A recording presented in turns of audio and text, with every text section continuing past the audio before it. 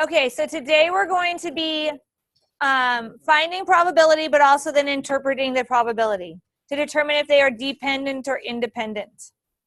Okay? Independent events, remember, they don't relate to each other.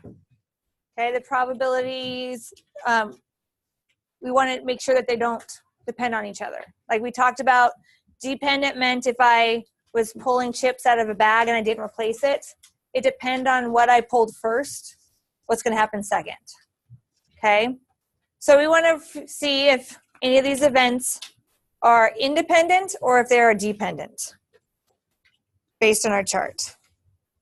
Okay, so there's two formulas that you can use to prove independence. Okay, so that's the first one. The probability of A given the probability of B will equal the probability of A. If that is true, then those are independent events. They are not related to each other.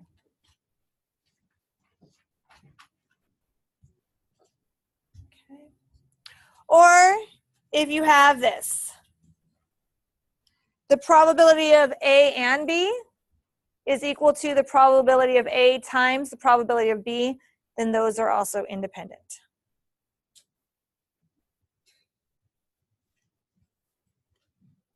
Okay, so you need to know both of these.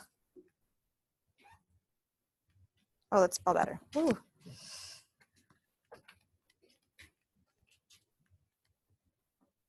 On your test and your quiz, I will ask you, how can you prove independence? And you're going to need to know those two formulas.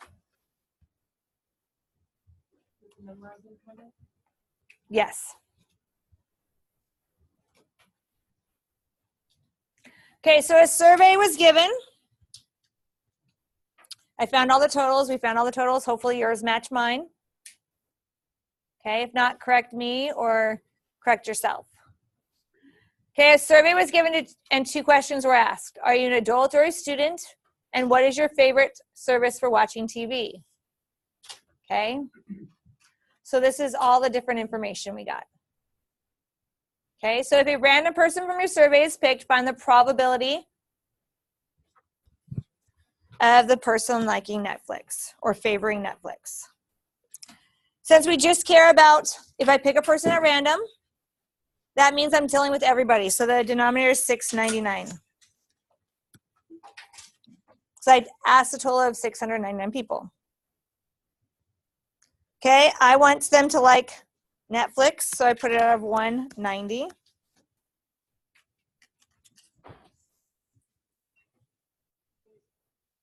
So I get 27%.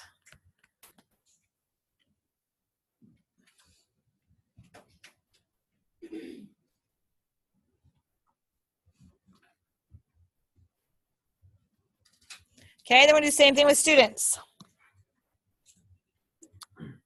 So again, it says 699. And the probability of students. How many are students?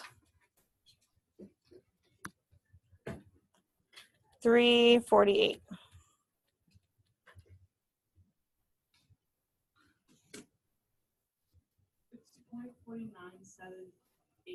Should just be like 50%. 497? Yeah. Okay, does the 7 make the 9 move up? Yeah. Yes. Move your decimal over, so it's 50%.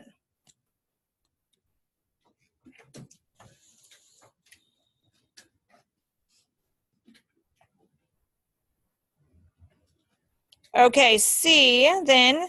Okay, now this is the conditional probability where we narrow down our chart to just looking at certain people. We're not going to look at everybody now. We're going to look at certain people. So it's the probability of Netflix given your student.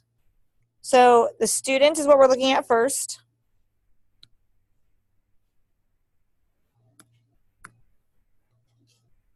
We're only looking at students. Okay, so how many students are there? 348. Now, when we're looking at those students, only in that student category, how many of them preferred Netflix? 102.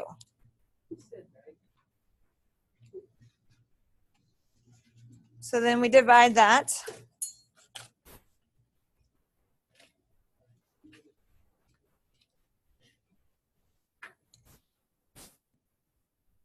That gives me 0.29. I move my decimal over and I get 29%.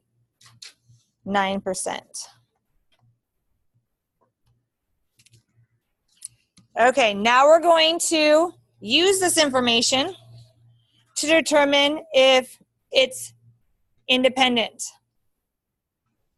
Okay. So the formula that we can use that has the Netflix given students is this one here, because it has that conditional probability in it. Okay. So we're going to say our conditional probability is the probability of Netflix given students should equal the probability of Netflix. Okay. So again, Netflix is kind of like our A event, and students is kind of like our B event. So the probability of A given B should be equal to the probability of A.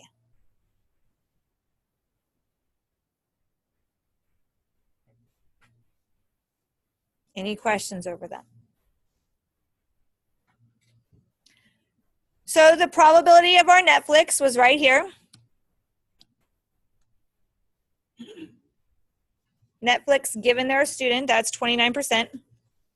So is 29% equal to the probability of Netflix? That was right here, 27%. Are those two equal? No. So they're not independent.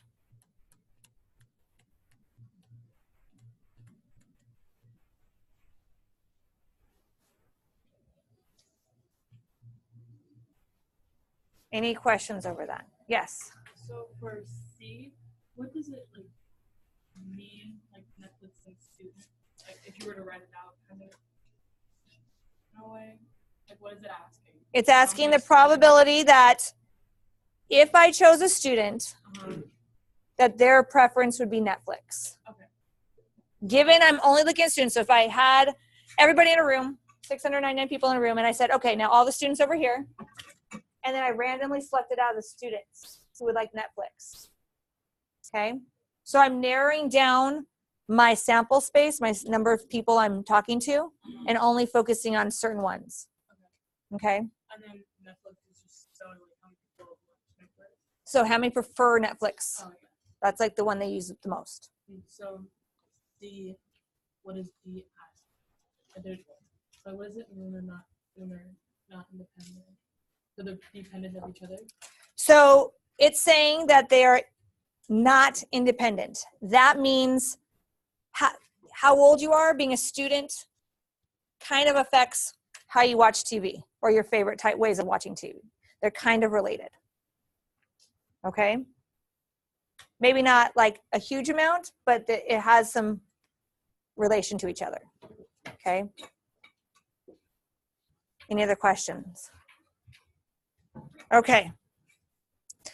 So it just helps them when they're doing marketing. Okay? If more students prefer Netflix, they're going to market to students. They're going to put it in places that students are more often than maybe adults. Okay? Okay, so then everyone does E, F, and G for me. Okay, what was our probability for Amazon? What was the number? 699 on the bottom, and how many people liked Amazon? And so our percent was 18%. Okay, the probability of being an adult. Okay, 699, and what was on the top? 351, and that's about 50%, right? Makes sense because I had 50% students, so I should probably have 50% adults. Okay, the probability of adults given, I'm looking at Amazon. What was our fraction there? Very good, 61 out of 125. So again, I'm only looking at the Amazon people.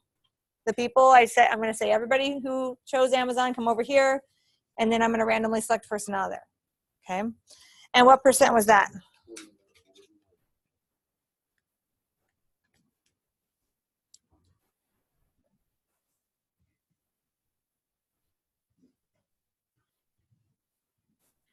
Okay, so now it's saying, is the probability of Amazon being a person's favorite way to watch TV and the probability of a person being an adult independent? Okay. So we're going to use the same thing we did here. So the probability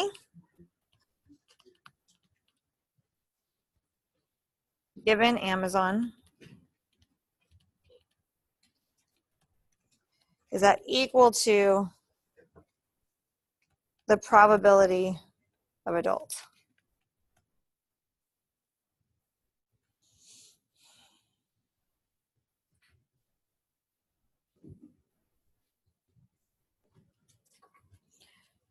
So the probability again of adults given Amazon is 49%.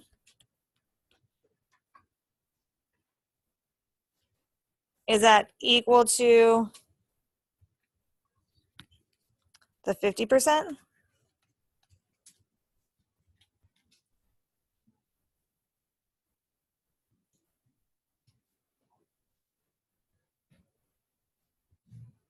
Okay, so they're not independent.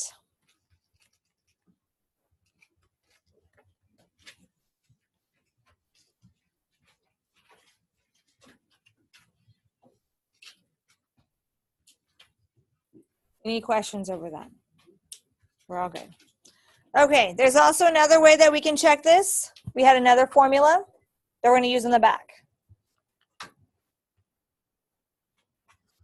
Okay, so they're just giving you the probability of A and B. Since I'm given the probability of A and B, I'm going to use that formula because I don't have the probability of A given B, so I have to use this one. So I can also prove they're independent by saying the probability of A and B is equal to the probability of A times the probability of B. Okay, when we're trying to see if these are independent or dependent. So again, on a test or a quiz, I'm going to give you problems like this, and I'm going to ask you, are they independent or dependent? Okay, so what it should be is that 2/3 should equal the probability of A, which is 4/5, times the probability of B, which is 5/6. We're going to multiply straight across. 4 times 5 is 20. 5 times 6 is 30.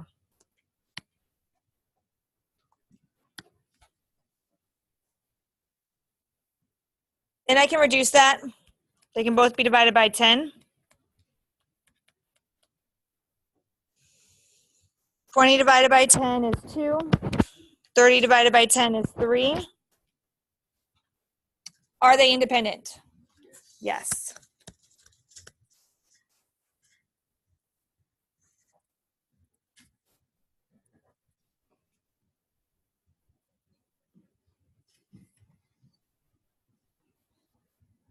Okay, we're going to do the same thing with J.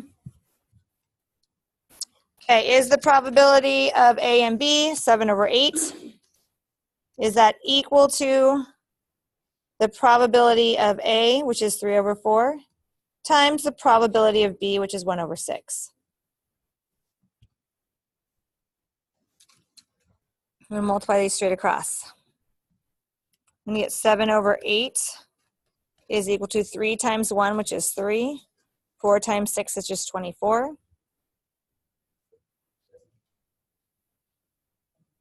I got 7/8. Divide by 3. Divide by 3. Does 7/8 equal 1/8? Are those equal? No. So no. They're not independent.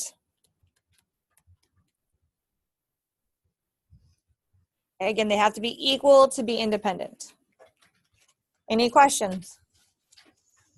Okay.